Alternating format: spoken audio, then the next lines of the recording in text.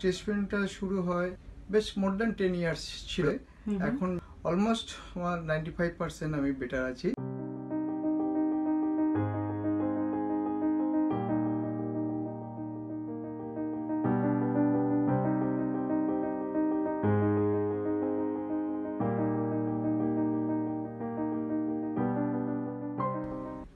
Welcome to natural the health world.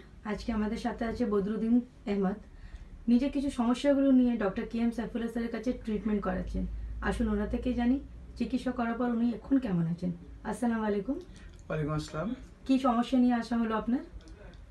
Mainly আমার যে chest pain যেটা ছিল বাদিকের বুকের এখানটায় আমার পেনটা হতো খুব প্রায় ফ্রিকোয়েন্টলি হতো, কিন্তু এখানে আসার পরে স্যার যে মেডিসিন বা সে যে প্রসিডিওর ভাবে বলেছেন সেই হিসেবে আমি সেটা ফলো করে এখন যেটা আছে আমার অলমোস্ট আমার 95% আমি বেটার আছি।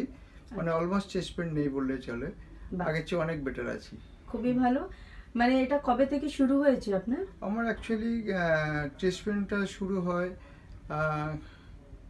বেশ মোর দ্যান 10 ইয়ার্স ছিল। বিভিন্ন ডক্টর দেখাতাম, আচ্ছা, কিন্তু মেডিসিন খেতাম, কিন্তু এখানে খাওয়ার পরে দেখলাম যে আমি অনেক বেটার আছি। বিভিন্ন লোক বিভিন্ন প্রসিডিওর বলেছেন যেটা করো এটা করো। ইভেন কেমন মানে ওনারা অ্যাডভাইস করতেন? যেহেতু 10 বছর থেকে আপনি ট্রিটমেন্টে ছিলেন বাইরে, তো ওনাদের কি অ্যাডভাইস ছিল আপনার চেস্ট পেনকে নিয়ে?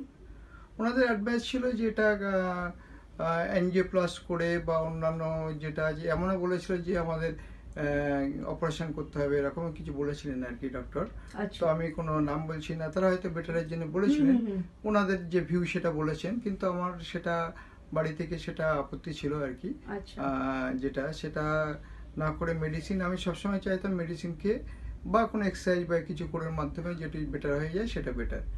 তো এই যে আমাদের সবার জন্য আমি অ্যাডভাইস এটাই দেবো, অনেকে হার্ট ব্লকেজ থাকতেই পারে। এখন যে আমরা যে ফুডিং হ্যাবিট বা আমরা যে কেমিক্যালস যে ফুডগুলো অরিজিনাল পাচ্ছি না, সব কেমিক্যাল দেওয়া, বিভিন্ন কারণে যদিও আমাদের হার্ট ব্লকেজ হতে পারে সামান্য, তার জন্য যে সবসময় যে অপারেশন করতে হবে এগুলো সেগুলো ঠিক না আর কি। অনেক ডাক্তারস রেফার করে ইমিডিয়েটলি করুন, না হলে অনেক কিছু হবে, কিন্তু সেটা না করে যদি একটু আমরা ভালো ডক্টরের কাছে এসে যদি আমরা রিভিউ করি, দেখা যায় যদি মেডিসিন দিয়ে বেটার হয় সেটা বেটার। এটাই আমি ভাবি আর কি।